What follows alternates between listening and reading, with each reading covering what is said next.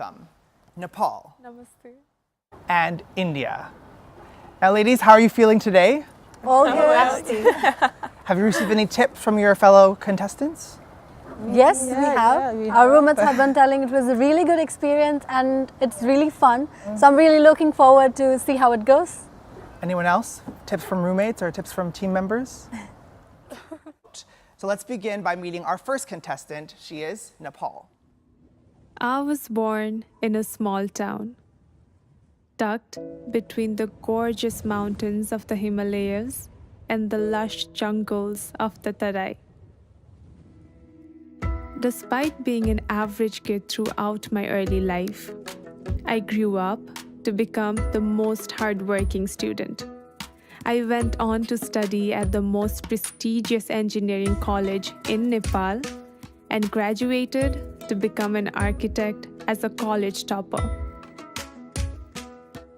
However, 2018 was the year that took a turn in my life.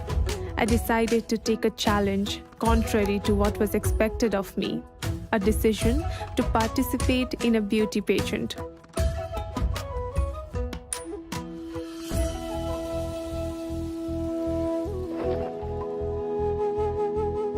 So now, I've embarked upon the biggest challenge of my life yet, to be the Miss World 2018.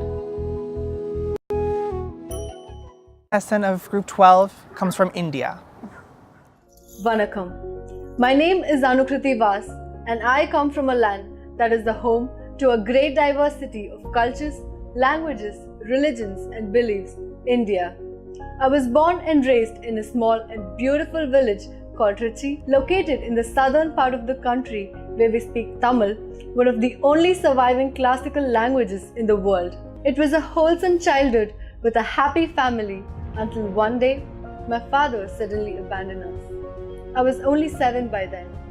My life, as I had known it until then, changed drastically. Having lost the spine of my family, I was left behind with a very sensitive mother and a younger brother. I joined the National Cadet Corps and became more interested in male-dominated pursuits like athletics and motorbikes. I know what it is to be without a complete family, but I also know what a difference a single person can make. I am Anukriti Vas, Miss India World 2018. I'm truly honored to share my life story and represent my country in Miss World in Sanya. At the start of your video, you referred to yourself as an average student. What did you mean by this? So you know, Frankie, how kids, ever since their childhood, they have an interest in sports or art, or they're just good at maths. But I was one of those kids who was extremely mediocre at whatever she did, and I always grew up believing that I did not have any natural talent. So that's what I meant when I said that I was just an average kid.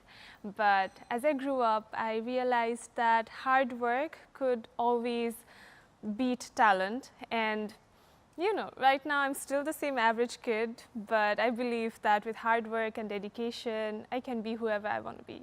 What would you say to kids or parents who believe that they are average students or their children are average students? What would you tell them?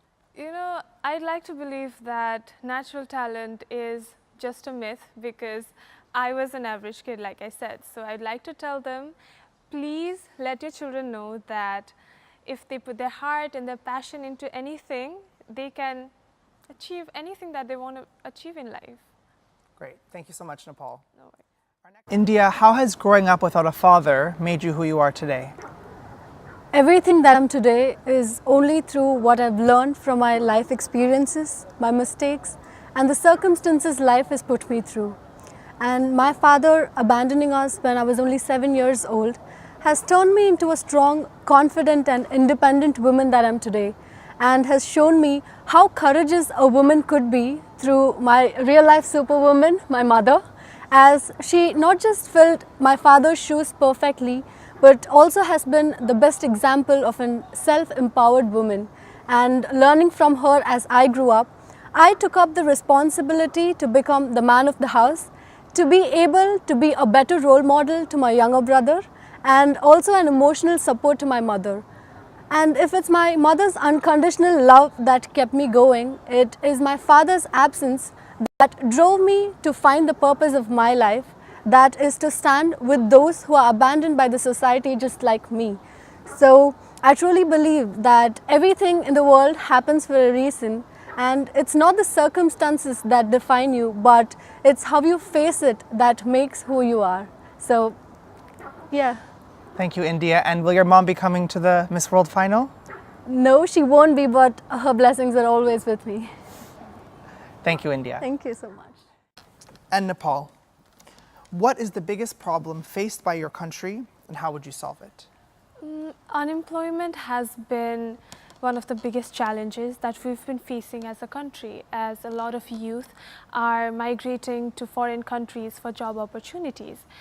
So I believe that creating more jobs through tourism, which happens to be one of our biggest strengths as a country, is a way to go about it.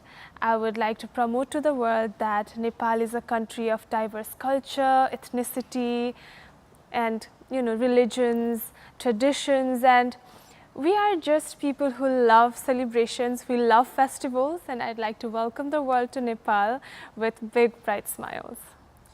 Thank you, Nepal, and thank you everyone. Who is someone from your country that inspires you?